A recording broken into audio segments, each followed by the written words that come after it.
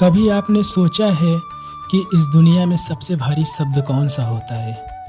हार या अकेलापन?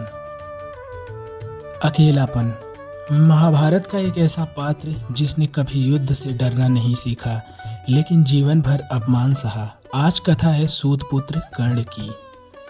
जी हाँ दोस्तों, आज हम बात करने वाले हैं सूतपुत्र कर्ण की।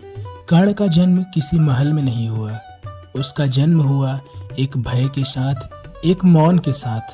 माँ होते हुए भी माँ ने छोड़ दिया और तभी भाग्य ने कहा तुम्हें स्वयं अपना रास्ता बनाना होगा। कर्ण अमर वहीं हो गया था जहाँ उसे छोड़ा गया। वह धनुर्विद्या में श्रेष्ठ था, लेकिन मंच से उतार दिया गया क्योंकि वह सूतपुत्र था। भीड़ हंसी, राजा हंसे, पर कर्ण नहीं बोला क्योंकि वह जानता था क्षमा वीरस्य भूषणम। वीर चिल्लाते नहीं, वीर सहते हैं। जब गुरु की जांघ पर उसका रक्त बह रहा था तब भी कर्ण हिला नहीं। उसने पीड़ा को रोका क्योंकि उसके लिए गुरु की नींद अपने दर्द से बड़ी थी। धैर्य सर्वत्र साधनम। कर्ण ने शस्त्र नहीं, धैर्य धारण किया। दानवीर कर्ण। और फिर आया वह दिन जब स्वयं इंद्र भिक्षा मांगने आए। कर्ण जानता था यह दान मृत्यु मांग रही है, फिर भी उसने कहा दान से बड़ा कुछ नहीं। न दानेन शम किज्यति। और एक योद्धा निशस्त्र हो गया। कृष्ण का प्रस्ताव। कृष्ण ने कहा तुम राजा बन सकते हो, पांडवों के ज्येष्ठ हो। कर्ण ने सूर्य की ओर देखा और मुस्कुराकर बोला धर्म सौदे से नहीं चलता, धर्मो रक्षति रक्षितः। मैं दुर्योधन का ऋणी हूँ और ऋण मैं नहीं तोड़ता। युद्ध की शुरुआत।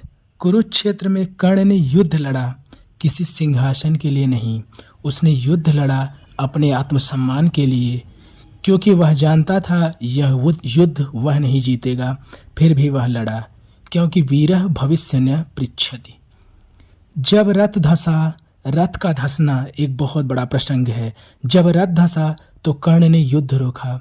उसने नियम याद दिलाए, पर उस दिन नियम मौन थे।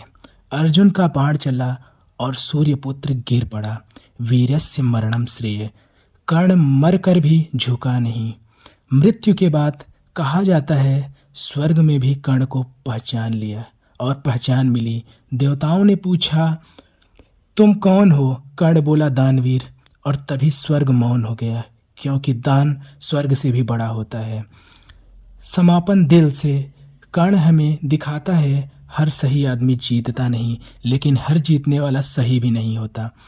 कर्ण हारा नहीं था, वह बस अकेला था, और इसलिए कर्ण आज भी जीवित है। अगर आपको यह कर्ण की कथा दिल छू गई हो तो आप कमेंट सेक्शन में ज़रूर बताएं। धन्यवाद।